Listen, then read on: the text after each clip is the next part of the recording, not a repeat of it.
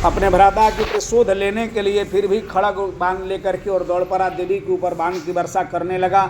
माँ भगवती दुर्गा भी अपने बाणों की बरसात से कार्य करने के लिए काट करने लगी।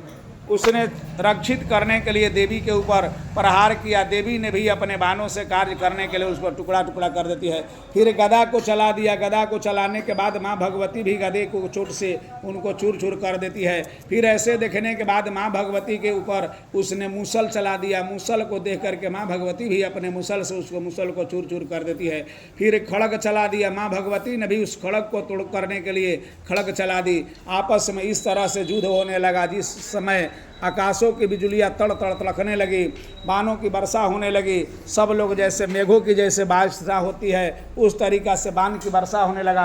माँ भगवती कल्याण करने के लिए, संसार को बचाने के लिए, नाना प्रकार से युद्ध में अधित करने के लिए रण क्षेत्र में सबको त्राही से बचाने के लिए कार्य करने लगी।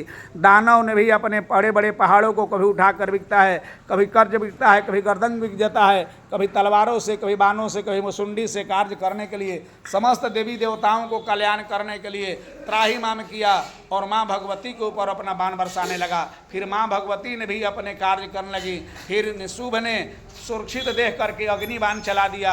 माँ भगवती ने उस अग्निबाण को काट करने के लिए वर्षा की बाण कर दी। इस तरीक़ा से अरुण के बाण किया, फिर वरुण चला दिया। अग्नि प्रभाव करने के लिए देवी के ऊपर हर तरह से क्षतिग्रसित पहुँचाने लगा। माँ भगवती भी अपने बचाव कार्य करने के लिए उसे कार्य त्राही त्राही हो गया। फिर अंत में माँ भगवती दुर्गा देवी कहती है कि हे दुष्ट दैत्य, तुम ठहरो, थोड़े देर के बाद समस्त देवता लोग भी हंसेंगे। उस समय जब कि तुम्हारा वध होगा, थोड़े देर में सुरपान कर लेने दो, फिर पूरा संसार हंसेगा तुम्हारे ऊपर, पूरा प्रांत हंसेगा। ऐसे बातों को देखने के बाद माँ भगवती हर संसार को देखती है और कार्य करने के लिए क्षणिक मात्र के लिए अंतर ध्यान हो जाती है। अंतर ध्यान होने पर माँ भगवती की कृपा कार्य हुई और समस्त जगत को धारण करने के लिए माँ भगवती तैयार हो जाती है और उनको सीनों को कार्य करने के लिए एक तबड़ा के देती है तो जा करके गिर जाता। धरातल पर मूर्छित होने के बाद में फिर मृक्षा खुलने पर निशुभ ने तलवारों से शेरों के ऊपर प्रहार किया। शेर माँ भगवती का भी एक तबड़ा के दिया, जिससे उनका सब चीज़ छत्तीसगढ़ हो गया। फिर बिगाड़ने के बाद तलवार लेकर के पकड़ो पकड़ो, धरो धरो, मारो मारो, ऐसे माँ भगवती को बोलने लगा।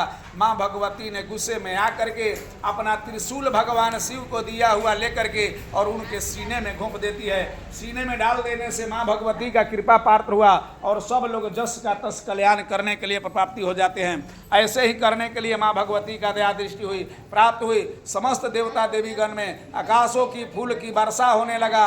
देवताओं लोग नगड़ा बजाने लगे, देवी की जय हो, देवी की जय हो, ऐसे घोषणा होने लगा। प्रेम से बोलिए माँ भगवती।